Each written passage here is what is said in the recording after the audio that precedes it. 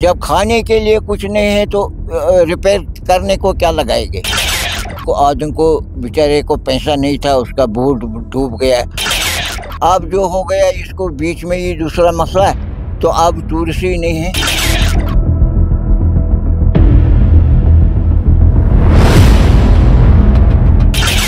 जन्नत बेनज़ीर वादी कश्मीर में आज भी जहलम के किनारों पर बहुत से मुकामात पर ऐसे परिवार रहते हैं जो इन हाउस बोट में ही अपनी ज़िंदगी गुजार रहे हैं। क्या है ऐसे परिवारों के हालात, आज चलते चलते प्रोग्राम में इसी पर बात।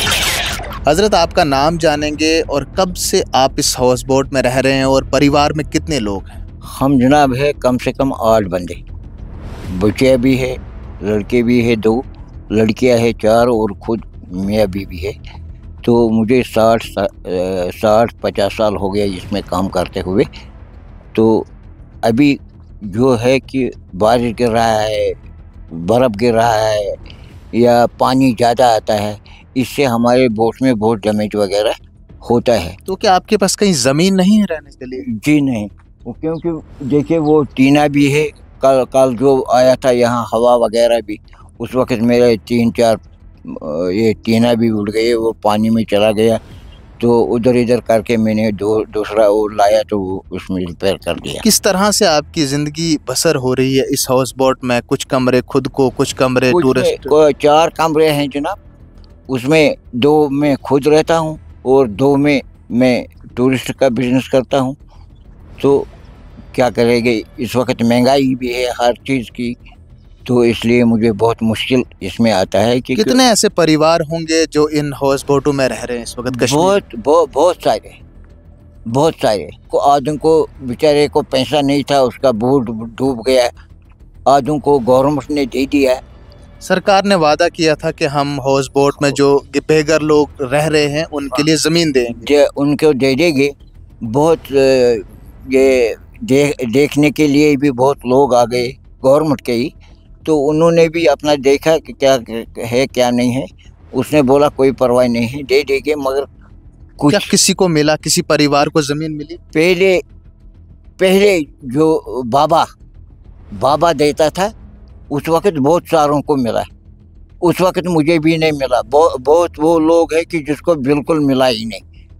आपने कभी कागजात वगैरह जमा कराए इस हवाले से? हाँ, टूरिस्ट डिपार्टमेंट से हमारे पास था, गवर्नमेंट का था, सब आ गए यहाँ, दे देंगे कोई ज़मीन वगैरह आपको, ये बोट को आपको दे देंगे, इसको आपको तोड़ना है।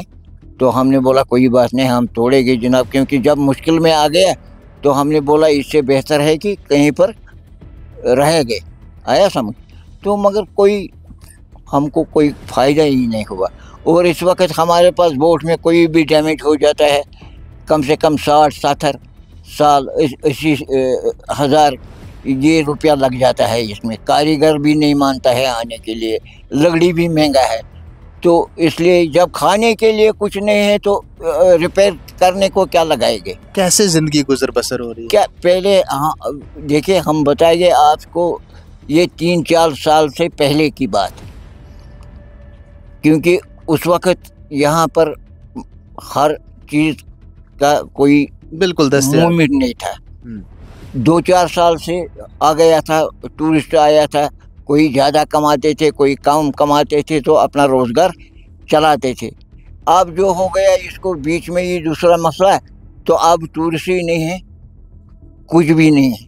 कितने दिन हो गए आपने कमाई नहीं की, अपना रूम अपने रेंट पे नहीं लगा पाए? कम से कम हाँ, हमको हो गया जनाब 3-4 महीना, क्योंकि हाउस बोट जो है, क्योंकि इस वक्त होटल ज़्यादा बन गए, होटल गली कोचों में बन गया। यानी कि होटल बन जाने के बाद भी इन हाउस बोटों पर असर पड़ा है? हाँ, वो तो पड़ेगा ही, क्योंकि ज़्यादा तो होटल ही, टूरिस्ट जो आता है होटल ही है, गाड़ियाँ उनके साथ है। ऊपर वाले ने उसको भेजा, मैं नहीं बोलूँगा उसको क्यों नहीं भेजा, उसको ऊपर वाले ने भेजा है। वो गाड़ी का यहाँ गाड़ी चलाने नहीं देता है, यहाँ कुछ करने नहीं देता है। अब ज़िंदगी जितने भी दिन हो गए यहाँ दुनिया में तो उतने काटते हैं। तो क्या आपको इजाज़त है इस मुकाम से दूसरी जगह पर इसको ले जाने की? है, मगर इस वक्त कहीं पर नहीं ले जा सकता है, क्योंकि हमको हर 50 साल, 60 साल, 70 साल या 80 साल। मेरा बाप का जो बाप था उसका भी यही। इस वक्त अगर देखा जाए तो कश्मीर में टूरिस्ट नहीं है, हर तरफ खामोशी, सन्नाटा, परेशानी है, गम का आलम है, क्योंकि पिछले महीने पहलगाम सानिया हुआ। उसके बाद से किस हाल से आपको गुजरना पड़ा? बहुत कठिन हाल से सर, बहुत ही कठिन। क्योंकि कोई गांव वाला आता था, कोई कहाँ से आता था, चलो 1000 नहीं 600 500 तो कमरे का लेता था तो गुजारा चलता था। इस वक्त ऐसे में खुदा का नाम, क्या आप ही कमाने वाले हैं वाहिद? हाँ, मेरा बेटा भी है, सुना जनाब, मगर क्या करेंगे, टूरिस्ट के ही ऊपर डिपेंड है। वही मेरा काम चलाता था। जब आगे कुछ आता ही नहीं है तो वो आगे से क्या लाएगा। ऐसे में ये समझना बहुत ज़रूरी है कि क्या लग रहा है, कितना वक्त और इस पर आप गुजारा कर सकते हैं, इस हाउस बोट पर कितनी उम्मीद है? ये खुदा जानता है। मैंने आपको अर्ज़ किया जनाब कि हमारा कुछ भी यहाँ पर होता है, बर्फ़ होता है, बारिश होता है या आंधी होता है, तो उससे हमको बहुत ही इसमें हाउस बोट को भी नुकसान पहुँचता है, डैमेज होने का खतरा है। खुदा रहम करे कि परिवार का भी खतरा रहे। लकड़ी भी आहिस्ता आहिस्ता अब खराब गल जाता है सर। तो अगर लकड़ी वाले के पास जाएगा, क्योंकि इसको देवदार लगता है जिसको आप सागवान बोलते हैं, तो इससे हमको बहुत मुश्किलात हो गई। अब गवर्नमेंट ने बोला था कि भाई बोटों को यहाँ से सबको निकालना है, हम आपको कहीं जगह पर कोई ज़मीन दे देंगे। तो हम बोलते थे ठीक है भाई, वो दे देंगे हमको ज़मीन, हम ये फटा वटा उठाकर उसको एक डोका बनाएंगे जहाँ पर हम अपना परिवार को, हम चाहते हैं कि इंशाल्लाह खुदा उनको भी रहम करे, हमको भी रहम करे। और गवर्नमेंट ने आज तक बहुत दफ़े बोला है कि हम हाउस बोटों को ज़मीन इशू करेंगे, और बहुत साल गुजर गया और कोई भी हमको कुछ मिला नहीं। आया जनाब समझ? जिस वक्त बाबा देते थे ज़मीन, बाबा कौन बाबा? उसका नाम बाबा था, वो भी गवर्नमेंट का ही था आदमी। तो उन्होंने फिर बहुत सारों को दे दिया, किसी को 3.25 मर्रा, किसी को 3 मर्रा क्या दे दिया। मगर एक बात है कि जिस वक्त उन्होंने दिया था उस वक्त भी उसमें एजेंट लोग थे। आया जनाब समझ? जो एजेंट लोगों ने खुद खाया, जिसको देना था उनको नहीं दिया। ऐसे में अगर हालात यही रहे तो क्या लगता है ये परिवार अब जल्द इससे बाहर निकलने वाला है? क्या करेंगे? चाय तो पीना है, खाना तो खाना है, मजदूरी फिर हम मजदूरी करेंगे। अब गुलाम नबी के परिवार में 8 लोग रहते हैं, लेकिन अब परेशान हैं कि हाउस बोट लगातार खस्ताहाल होते जा रही है।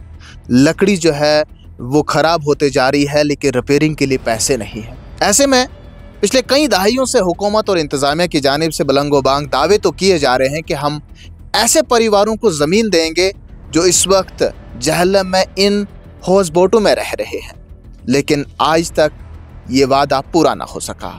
ऐसे में आने वाले वक्त में ही देखते हैं कि इन परिवारों के लिए जो वादे और दावे किए जा रहे हैं उन पर कब और कैसे अमली जामा पहनाया जाएगा। चलते चलते प्रोग्राम में आज के लिए इतना ही। देखते रहें कश्मीर उज़्मा।